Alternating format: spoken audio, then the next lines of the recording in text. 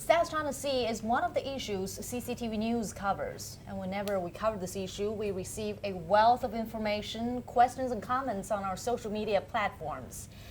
And it is also one of the topics that international media outlets love to cover.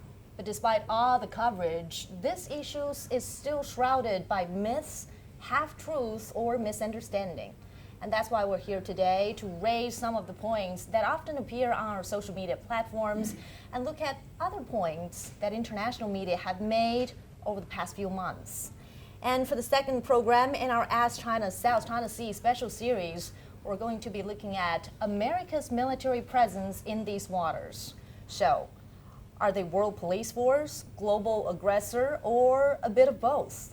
To answer all these questions and more, I'm delighted to be joined by Mr. Zhao Xiaozhuo. He's director of the Center on China-U.S. Defense Relations at the Academy of Military Science. It's great to have you with us, Mr. Zhao. Yeah. So let's begin by talking about America's policy to China. According to the New York Times, some 700 American patrols have already gone through the South China Sea in the past year, talking about freedom of navigation.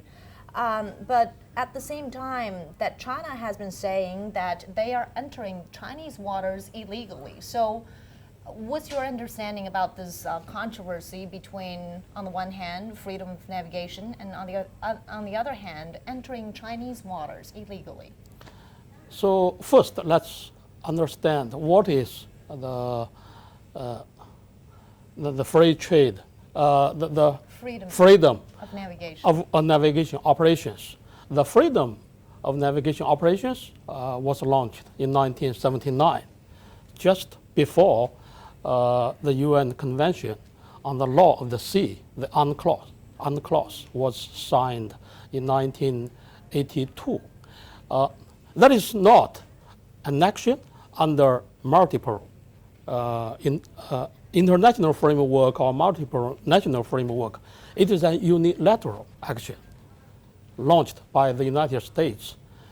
It just wanted to challenge excessive maritime claims of the coast countries.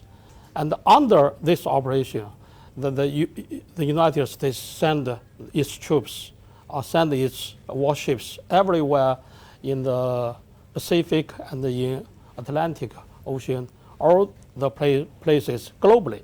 Does the U.S. also send patrol missions to other parts of the Pacific who have disputed waters? That's true. It challenged the claims by South Korea, by Vietnam, by Indonesia, a lot of countries. So is this a routine practice, or is the U.S. trying to challenge China's claims in the South China Sea? It is a routine practice, but what I'd like to highlight here is this.